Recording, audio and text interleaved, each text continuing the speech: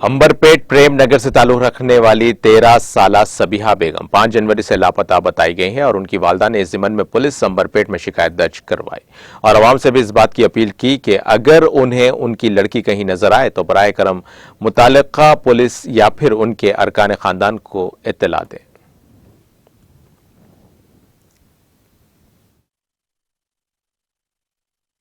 अस्सलाम वालेकुम। मेरी बच्ची पूर्व में प्रेम नगर में रहती हूँ मैं।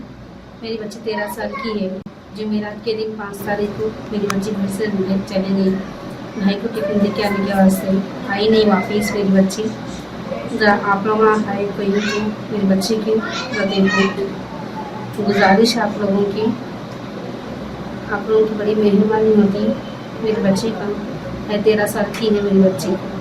आप लोगों की बहुत मेहरबानी होती। मेरी बच्ची अगर कहीं मिली तो आपको ज़रा इन्फॉर्मेशन। बच्ची का नाम सबिहा बेगम है, 13 साल की है। बुरखा पहन के, चॉकलेटी बुरखा पहन के बैठी है।